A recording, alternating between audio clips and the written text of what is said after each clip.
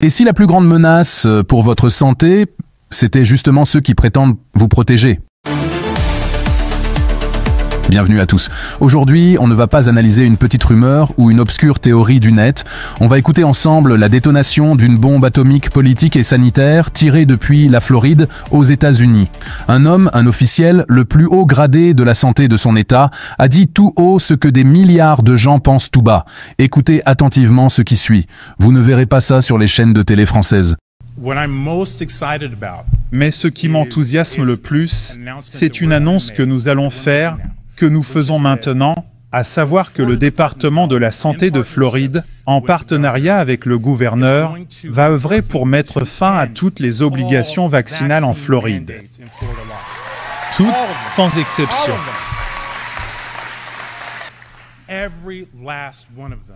Chacune d'entre elles est une erreur.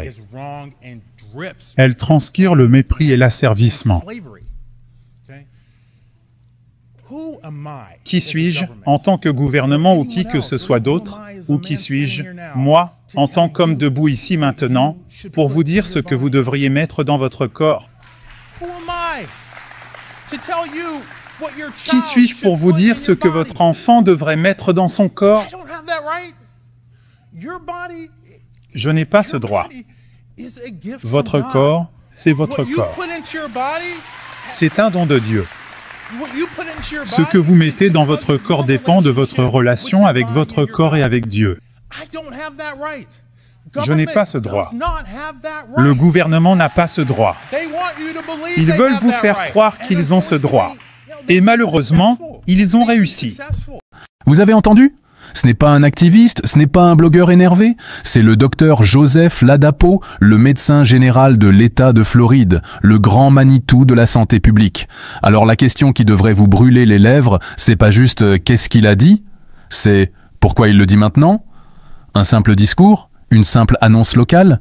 C'est une déclaration de guerre? Cette déclaration n'est pas juste un coup de com' du gouverneur Ron DeSantis pour plaire à sa base électorale. C'est la première fissure majeure, officielle, institutionnelle, dans le barrage de la pensée unique vaccinale qui s'est abattue sur le monde depuis des décennies et surtout depuis 3 ans.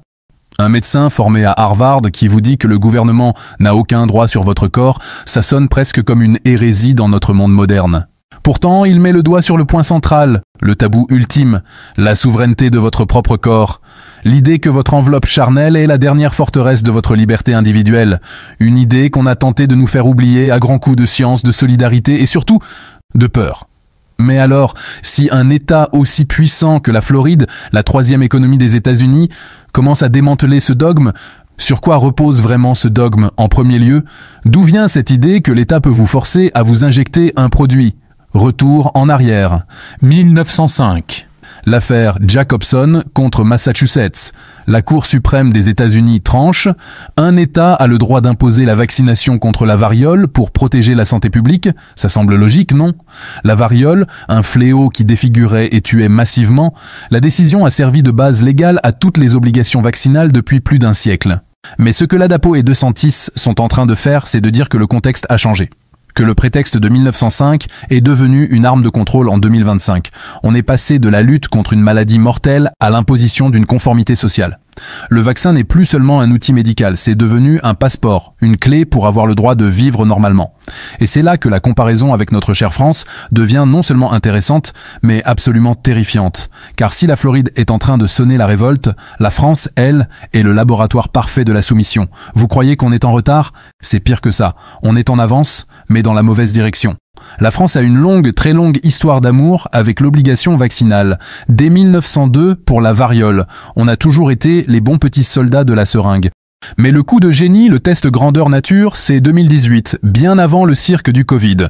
Le gouvernement d'Emmanuel Macron, sur recommandation de l'ex-ministre de la Santé Agnès Buzyn, fait passer le nombre de vaccins obligatoires pour les nourrissons de 3 à 11. D'un coup. Vous vous souvenez du débat à l'époque? Quasiment aucun. Circuler, y a rien à voir. C'est pour le bien des enfants. Qui oserait être contre le bien des enfants?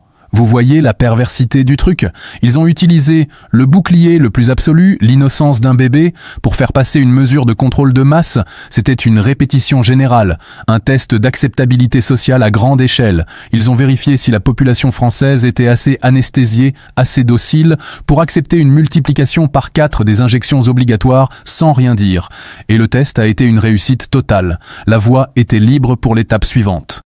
Alors quand le Covid est arrivé, tout était déjà en place, les esprits étaient déjà formatés, l'idée que l'État sait mieux que vous ce qui est bon pour votre corps était déjà profondément ancrée. Le pass sanitaire n'a été que la suite logique de cette expérience de 2018. Mais pourquoi la France est-elle ce laboratoire?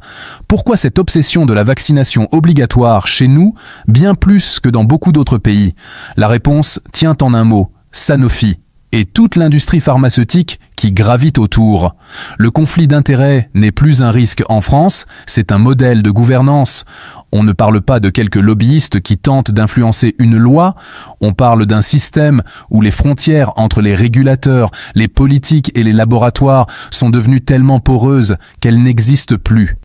Des millions d'euros sont déversés chaque année par les géants de la pharma pour informer nos députés, nos sénateurs, nos hauts fonctionnaires. Des experts qui siègent dans les comités de santé publique ont des liens financiers directs avec les labos dont ils sont censés évaluer les produits. Agnès Buzyn, la ministre qui a fait passer les 11 vaccins, juste avant sa nomination, elle entretenait des liens étroits avec de nombreux laboratoires. C'est pas moi qui le dis, c'est public. Mais tout le monde s'en fout. On appelle ça l'expertise. Moi j'appelle ça être juge et partie.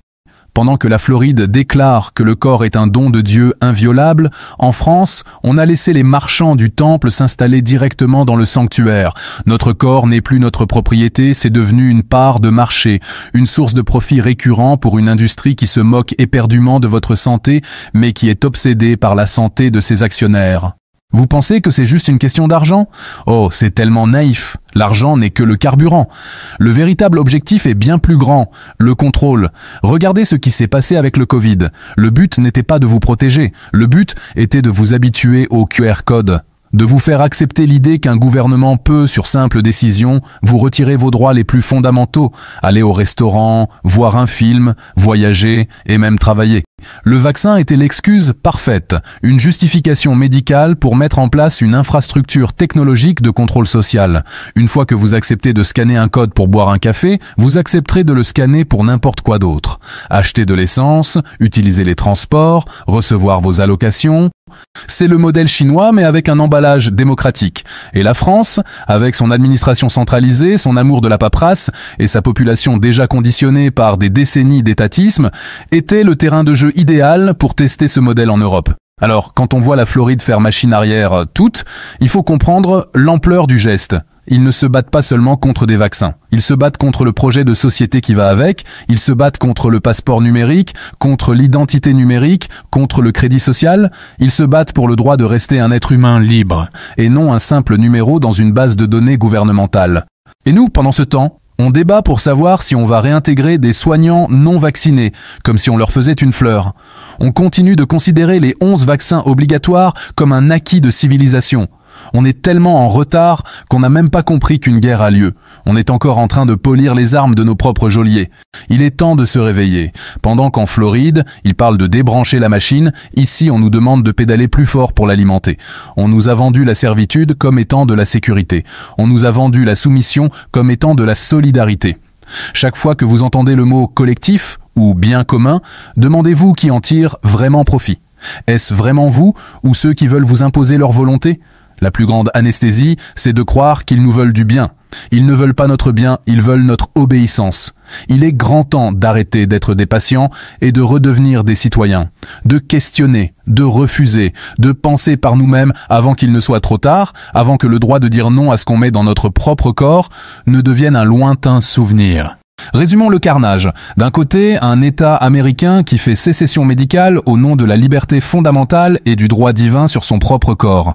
De l'autre, une France championne de l'obligation, laboratoire à ciel ouvert d'une industrie pharmaceutique qui a fusionné avec l'État et qui a servi de rampe de lancement au contrôle social par QR code pour toute l'Europe. La question n'est plus de savoir s'il y a un complot.